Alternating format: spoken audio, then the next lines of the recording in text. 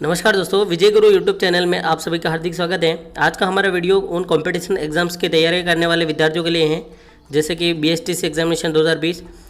तो शिक्षण अभिरुचि एवं अभिवृद्धि से भी क्वेश्चन पूछे जाते हैं, जिसमें प्रतियोगी परीक्षा में अक्सर पूछे जाने वाले महत्वपूर्ण जो 30 प्रश्न हैं उनको आज एक्सप्लेन करेंगे। तो आइए शुरू करते हैं आज के इस वीडियो में। दोस्तों, बीएसटीसी की प्री परीक्षा में भी शिक्षण अभिरुचि से संबंधित प्रश्न पूछे जाते हैं। तो आज के इस वीडियो में जो भी बीएसटीसी की एग्ज़ाम की तैयारी करने वाले विद्यार्थी हैं उनके लिए हमारा वीडियो है। तो शिक्षण अभिरुचि से संबंधित 30 प्रश्न ऐसे हैं जिनको हम एक्सप्लेन करेंगे, उसके बारे में चर्चा करेंगे। तो आइए शुरू करते हैं आज के इस वीडियो को। प्रश्न नंबर पहला, अच्छा अध्यापक वह है जो मेधावी व परिश्रमी हो, अपने विद्यार्थियों से सच्ची लगन रखता हो, सादा जीवन व्यतीत करता हो या फिर अपने विषय में प्रवीण हो।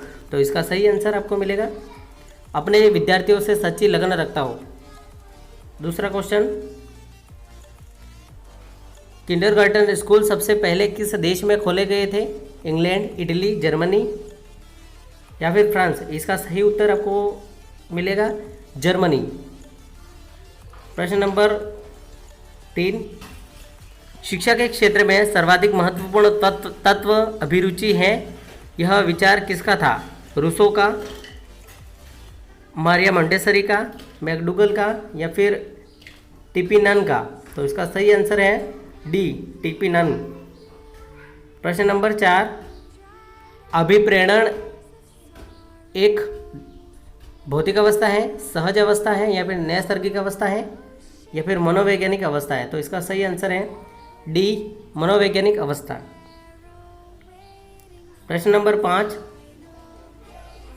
शिक्षा के माध्यम से कल्याण होता है समाज के सभी वर्गों का, आदर्श परिवारों का या फिर मनुष्य के व्यक्तित्व का या फिर छात्र व छात्राओं का। तो इसका सही आंसर है शिक्षा के माध्यम से कल्याण होता है समाज के सभी वर्गों का।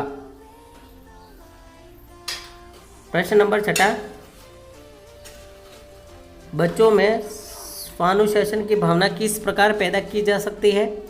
उन्हें कठोर अनुशासन में रखकर, उन्हें जिम्मेदारी सौंपकर या फिर अनुशासनहीनता पर उन्हें दंड देकर या फिर उन्हें अनुशासन में रखने के लिए लाभ बताकर। तो इसका सही आंसर है उन्हें जिम्मेदारी सौंपकर। प्रश्न नंबर 7, एक अध्यापक के रूप में आप प्राथमिकता देंगे विज्ञान विषय को, वैज्ञानिक दृष्टिकोण एवं विचार को या फिर उच्च विचार को या फिर आस्था को। तो इसका सही आंसर है बी, वैज्ञानिक दृष्टिकोण एवं विचार को। प्रश्न नंबर 8, बुनियादी शिक्षा का आधार मनोवैज्ञानिक है क्योंकि इसमें पाठ्यपुस्तकों की अपेक्षा छात्र को प्रधानता दी जाती है, इसमें शिक्षा का आधार आर्थिक है, या इसमें ज्ञानेंद्रियों की शिक्षा दी जाती है या फिर इसमें हस्तशिल्प को प्रधानता दी जाती है। तो इसका सही आंसर है ए, इसमें पाठ्यपुस्तकों की अपेक्षा छात्रों को प्रधानता दी जाती है। प्रश्न नंबर 9, शिक्षण क्या है? एक कौशल है, कला है, एक क्रिया मात्र है या फिर एक तपस्या है। तो इसका सही आंसर है एक कौशल है। शिक्षण क्या है? एक कौशल। इसके बाद में क्वेश्चन नंबर 10, छात्रों के चरित्र निर्माण में सबसे अधिक महत्वपूर्ण भूमिका किसकी होती है? अध्यापक के उपदेशों की, स्वयं अध्यापक के आदर्श चरित्र की या फिर महापुरुषों की जीवन गाथा पढ़ाने की या फिर धार्मिक शिक्षा की। तो इसका सही आंसर है बी, स्वयं अध्यापक के आदर्श चरित्र की। क्वेश्चन नंबर 11, राष्ट्रीय शिक्षा नीति के क्या उद्देश्य हैं? संपूर्ण शिक्षा तंत्र को नया रूप देना, शिक्षा को रोजगार से संबद्ध करना या फिर शिक्षा द्वारा समान अवसर देना या फिर शिक्षा को डिग्री से विच्छेदित करना। तो इसका सही आंसर है ए, संपूर्ण शिक्षा तंत्र को नया रूप देना। क्वेश्चन 12, शिक्षण अभियोग्यता का अर्थ है शिक्षक बनने की इच्छा, शिक्षण कार्य में लगन या फिर शिक्षक का कार्य करने हेतु अपेक्षित सभी योग्यताएं या फिर इनमें से कोई नहीं। तो इसका सही आंसर है सी, शिक्षक का कार्य करने हेतु अपेक्षित सभी योग्यताएं। क्वेश्चन नंबर 13, आपके अध्यापन करते समय यदि कोई छात्र आपकी त्रुटियों की ओर संकेत करती है तो आप छात्रा को कक्षा के बाहर मिलने के लिए कहेगी या फिर छात्रों को चुप रखने के लिए कहेंगे या फिर स्वीकार कर लेंगे या फिर दूसरे दिन अच्छी तैयारी करके जाएंगे। तो इसका सही आंसर है सी, स्वीकार कर लेगी। क्वेश्चन नंबर 14, शिक्षण की परियोजना पद्धति पाठ्यपुस्तक केंद्रित, शिक्षक केंद्रित, प्रोजेक्ट केंद्रित या फिर बाल केंद्रित। तो इसका सही आंसर है बाल केंद्रित। शिक्षा हमेशा बाल केंद्रित होनी चाहिए। उसके बाद में क्वेश्चन नंबर 15, एक शिक्षक को ज्ञान के अलावा अपने विद्यार्थियों को और क्या सिखाना चाहिए? तो लक्ष्य प्राप्ति के लिए अथक प्रयास, विपरीत परिस्थितियों में भी संयम व संतुलन न खोना या फिर समय का सदुपयोग या ये सभी। तो इसका सही आंसर है डी, ये सभी चीज़ें होनी चाहिए। क्वेश्चन नंबर 16, अध्यापक का वास्तविक कार्य क्या है? छात्रों को पढ़ने में लगाना, छात्रों को पढ़ने के लिए प्रेरित करना या फिर छात्रों की प्रतिभा का सर्वोन्मुखी विकास करना, छात्रों की परीक्षा पास करने योग्य बनाना।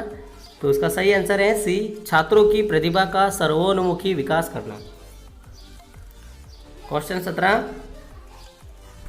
बच्चों की शिक्षा में यह अधिक आवश्यक है कि बच्चों को गलत काम करने पर दंडित किया जाए, बच्चों में सही आदतें डाली जाएं या फिर बच्चों को पर्याप्त स्नेह दिया जाए या फिर बच्चों का सर्वांगीण विकास हो। तो इसका सही आंसर है डी, बच्चों का सर्वांगीण विकास हो। क्वेश्चन नंबर 18, निम्नलिखित शिक्षण विधियों में से कौन सी विधि वास्तविक अनुभवों को प्रदान करने के दृष्टिकोण से उत्तम है? भ्रमण विधि, प्रोजेक्ट विधि या फिर भाषण विधि या फिर पाठ्यपुस्तक विधि। तो इसका सही आंसर है ए, भ्रमण विधि। क्वेश्चन नंबर 19, अपने छात्रों को समझने के लिए शिक्षक को किस बात का ज्ञान होना चाहिए? बाल मनोविज्ञान, बालक कैसे सीखता है, बालकों की अभिरुचि और प्रवृत्तियाँ या यह सभी। तो इसका सही आंसर है डी, ये सभी चीज़ें होनी चाहिए। बाल मनोविज्ञान भी होना चाहिए, बालक कैसे सीखता है वो भी देखना चाहिए, फिर बालकों की अभिरुचि और प्रवृत्तियों के बारे में भी जानना जरूरी है। इसके बाद में अब बात करेंगे क्वेश्चन नंबर 20 की।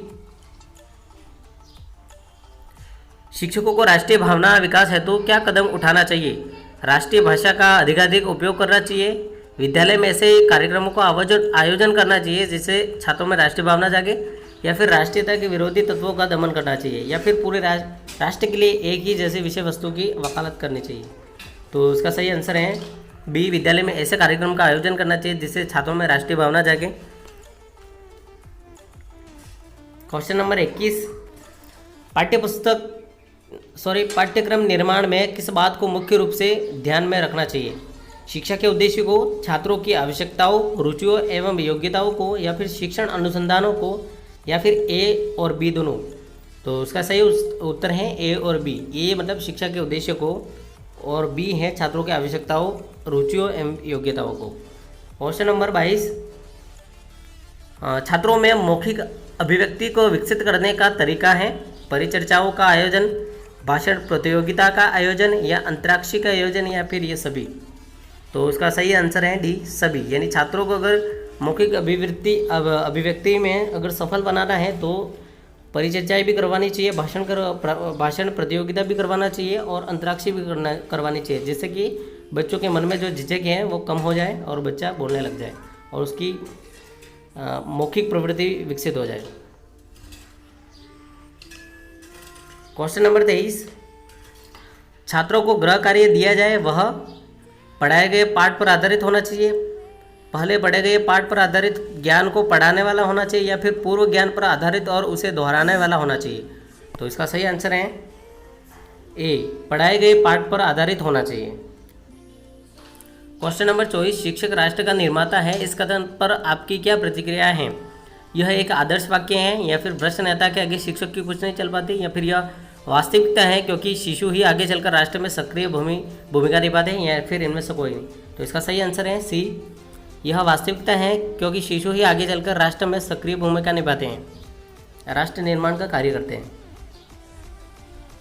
क्वेश्चन नंबर 25, शिक्षण की सबसे कमज़ोर विधि कौन सी है? संवाद विधि, दृश्य श्रव्य विधि, या फिर प्रोजेक्ट विधि, या फिर पाठ्यपुस्तक विधि।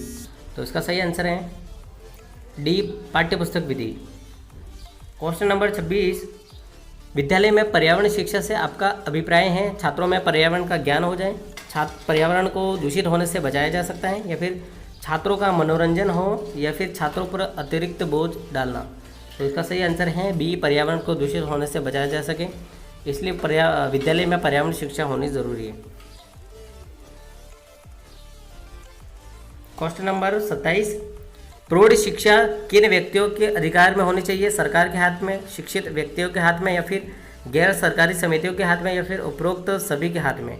तो इसका सही आंसर है सी, गैर सरकारी समितियों के हाथ में। क्वेश्चन नंबर 28, निःशुल्क और अनिवार्य प्राइमरी शिक्षा लागू होने के फलस्वरूप बालक में साक्षरता बढ़ी है, ग्रामीण क्षेत्रों में साक्षरता बढ़ी है, देश में साक्षरता बढ़ी है, या फिर ये सभी? तो इसका सही आंसर है ये सभी। क्वेश्चन नंबर 29, किस विधि से छात्र सबसे अधिक और अच्छी तरह सीखते हैं? देख करके, स्वयं करके, या फिर सुन करके, या फिर पढ़ करके? तो इसका सही आंसर है स्वयं करके। क्वेश्चन नंबर 30, शिक्षा तभी सार्थक होती है जब पाठ्यक्रम केंद्रित हो, छात्र केंद्रित हो, या फिर रोजगार केंद्रित हो, या फिर समाज केंद्रित हो? तो इसका सही आंसर है बी, छात्र केंद्रित हो। शिक्षा हमेशा छात्र केंद्रित होनी चाहिए। तो दोस्तों, हमारे द्वारा दी गई जानकारी आपको अच्छी लगे तो हमारे यूट्यूब चैनल विजय गुरु को सब्सक्राइब करें और बेल आइकन को प्रेस करें ताकि हमारे द्वारा बनाए गए वीडियो की नोटिफिकेशन आपको तुरंत मिल जाए। धन्यवाद। जय हिंद, जय भारत।